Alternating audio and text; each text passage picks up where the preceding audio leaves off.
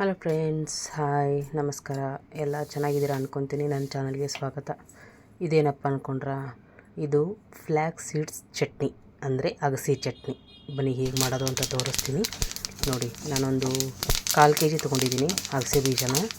ಅದನ್ನು ಹುರ್ಕೋತಾ ಇದ್ದೀನಿ ಚೆನ್ನಾಗಿ. ಫಸ್ಟ್ ಕ್ಲೀನ್ ಮಾಡ್ಕೊಂಬಿಟ್ಟು ಹುರ್ಕೋತಾ ಇದ್ದೀನಿ. ಇವಾಗ ಅಂಗಡಿಗಳಲ್ಲಿ ಚೆನ್ನಾಗಿರೋದೇ ಸಿಗುತ್ತೆ. ಇದು ಹೆಲ್ತ್ಗೆ ತುಂಬ ಒಳ್ಳೆಯದು, ಹಾರ್ಟಿಗಂತೂ ತುಂಬ ಒಳ್ಳೆಯದು. ಅದಕ್ಕೋಸ್ಕರ ಇದು ಉತ್ತರ ಕರ್ನಾಟಕದ ಸ್ಪೆಷಲ್ಲು. ಆ್ಯಕ್ಚುಲಿ ಹೇಳಬೇಕು ಅಂದರೆ ಅಲ್ಲಿ ಕಡಲೆಬೀಜದ ಚಟ್ನಿ, ಅಗಸೆ ಚಟ್ನಿ ಇವೆಲ್ಲ ತುಂಬ ಫೇಮಸ್ಸು. ಅದಿಲ್ಲದೆ ಊಟ ಕಂಪ್ಲೀಟ್ ಆಗೋದೇ ಇಲ್ಲ. ಆಮೇಲೆ ಗುರಳ್ಳು ಅಂತ ಹುಚ್ಚೆಳ್ಳು ಅಂತಾರೆ, ಹುಚ್ಚೆಳ್ಳು ಚಟ್ನಿ ಅದೆಲ್ಲ ತುಂಬಾ ಫೇಮಸ್ಸು. ನೋಡಿ, ಇದನ್ನು ಲೋ ಫ್ಲೇಮಲ್ಲಿ ಇಟ್ಕೊಂಡು, ಏನು ಎಣ್ಣೆ ಗಿಣ್ಣೆ ಹಾಕೋದೇನು ಬೇಡ. ಕಡಲೆಬೀಜ ಹೆಂಗೆ ಹುರ್ಕೋತೀವೋ ಆ ಥರ ಹುರಿಬೇಕು. ಚಟಪಟ ಚಟಪಟ ಅನ್ನಬೇಕು.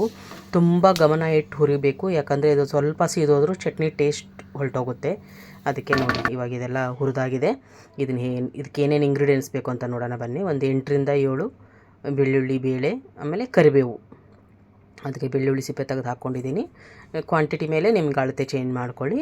ಉಪ್ಪು ರುಚಿಗೆ ತಕ್ಕಷ್ಟು. ಇದಕ್ಕೆ ಉಪ್ಪು ಜಾಸ್ತಿ ಹಿಡಿಯಲ್ಲ, ಚೂರೇ ಚೂರು ಹಿಡಿಯುತ್ತೆ, ತುಂಬ ಕಮ್ಮಿ ಹಿಡಿಯುತ್ತೆ. ಆಮೇಲೆ ಹಾಗೆ ಅಚ್ಕಾರದ ಪುಡಿ. ನೀವು ಒಣಮೆಣ್ಸಿನ್ಕಾಯಿ ಹಾಕೋತೇನೆ ಅಂದರೂ ಓಕೆ, ಆದರೆ ಖಾರದ ಪುಡಿನೇ ತುಂಬ ಚೆನ್ನಾಗಿ ಸೂಟೇಬಲ್ ಆಗುತ್ತೆ. ಇದಕ್ಕೆ ಮಿಕ್ಸ್ ಆಗುತ್ತೆ, ಮಿಂಗಲ್ ಆಗುತ್ತೆ. ನೋಡಿ, ಇವಾಗ ಇದು ಸ್ವಲ್ಪ ತಣ್ಣಗಾದ್ಮೇಲೆ ಮಿಕ್ಸಿಗೆ ಹಾಕ್ತಾಯಿದ್ದೀನಿ ನಾನು.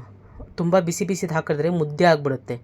ಅದಕ್ಕೋಸ್ಕರ ಸ್ವಲ್ಪ ಆರಾಕ್ಬಿಟ್ಟು ತಣ್ಣಗಾದ್ಮೇಲೆ ನಾನು ಮಿಕ್ಸಿಗೆ ಹಾಕ್ತಾಯಿದ್ದೀನಿ. ಬೇರೆ ಏನೂ ಬೇಕಿಲ್ಲ ಇದಕ್ಕೆ ಇಂಗ್ರೀಡಿಯೆಂಟ್ಸು. ಇಷ್ಟೇ ಇಂಗ್ರೀಡಿಯೆಂಟ್ಸ್ ಇದಕ್ಕೆ. ನೋಡಿ, ತುಂಬ ನೈಸ್ ಪೌಡ್ರ್ ಥರ ಮಿಕ್ಸಿಗೆ ಹಾಕ್ಕೋಬೇಡಿ. ಸ್ವಲ್ಪ ಈ ಹುರ್ಗಡ್ಲಿಕ್ಕಿಂತ ಒಂಚೂರು ನುಣ್ಣಗಾಗಬೇಕಿದು ಅಷ್ಟೇ. ನೋಡಿ, ಈ ಥರ ಆಗಿದೆ. ಇದು ಸ್ಟೋರ್ ಮಾಡಿ ನೀವು 1 ತಿಂಗ್ಳುಗಟ್ಟಲೆ ಇಡ್ಬೋದು, ಏನೂ ಹಾಳಾಗಲ್ಲ. ಫಂಗಸ್ ಬರಲ್ಲ, ಹುಳು ಆಗಲ್ಲ, ಏನೂ ಆಗಲ್ಲ. ನೀವು ಚಪಾತಿ ಜೊತೆಗೆ, ಜೋಳದ ರೊಟ್ಟಿ ಜೊತೆಗೆ, ರಾಗಿ ರೊಟ್ಟಿ, ದೋಸೆ ಜೊತೆಗೆ, ಎಲ್ಲದರ ಜೊತೆಗೂ ಇದನ್ನು ಮೊಸರು ಹಾಕ್ಕೊಂಡು ತಿನ್ಬೋದು ಆರಾಮಾಗಿ, ಏನೂ ತೊಂದರೆ ಇಲ್ಲ. ಮೊಸರನ್ನದ ಜೊತೆಗಂತೂ ಬೆಸ್ಟ್ ಕಾಂಬಿನೇಷನ್ ಇದು. ತುಂಬ ಚೆನ್ನಾಗಿರುತ್ತೆ ಟೇಸ್ಟು. ಇದು ಮಿಕ್ಸಿಗೆ ಹಾಕಿದ್ಮೇಲೆ ಸ್ವಲ್ಪ ಬಿಸಿ ಬಿಸಿ ಇರುತ್ತಲ್ವ, ಅದನ್ನು ಸ್ವಲ್ಪ ಆರಕ್ಕೆ ಬಿಟ್ಬಿಡಿ. ಒಂದು ಬಟ್ಲೋ, ಒಂದು ತಟ್ಟೆನೋ ಅಥವಾ ಯಾವುದಕ್ಕಾದ್ರೂ ಹಾಕಿ ಫುಲ್ಲು ತಣ್ಣಗಾಗಬೇಕು. ಫುಲ್ ತಣ್ಣಗಾದ್ಮೇಲೆ ನೀವು ಇದನ್ನು ಸ್ಟೋರ್ ಮಾಡಿ ಒಂದು ಬಾಕ್ಸಲ್ಲಿ ಇಟ್ಕೋಬೇಕು. ಫ್ರಿಜ್ಜಲ್ಲಿ ಇಡೋ ಅವಶ್ಯಕತೆ ಇಲ್ಲ, ಹೊರಗಡೆ ಹಾಗೆ ಇಟ್ಟರೂ ಓಕೆ, ಏನೂ ತೊಂದರೆ ಇಲ್ಲ. ನೋಡಿದ್ರಲ್ಲ ಫ್ರೆಂಡ್ಸ್, ಚಟ್ನಿ ಪುಡಿ ರೆಡಿ ಆಯಿತು. ಎಲ್ಲರಿಗೂ ಇಷ್ಟ ಆಯಿತು ಅಂದ್ಕೊತೀನಿ. ತುಂಬ ಚೆನ್ನಾಗಿರುತ್ತೆ, ಟೇಸ್ಟಿಯಾಗಿರುತ್ತೆ. ಅದಕ್ಕಿಂತ ಇಂಪಾರ್ಟೆಂಟ್ ಅಂದರೆ ತುಂಬ ಹೆಲ್ದಿಯಾಗಿರುತ್ತೆ. ಯಾವ ಏಜ್ನವರು ತಿನ್ಬೋದು ಇದನ್ನು, ಅದಕ್ಕೇನೂ ಇದು ಇಲ್ಲ, ಹೊಟ್ಟೆ ಕೆಡುತ್ತೆ ಆ ಥರ ಏನೂ ಇಲ್ಲ.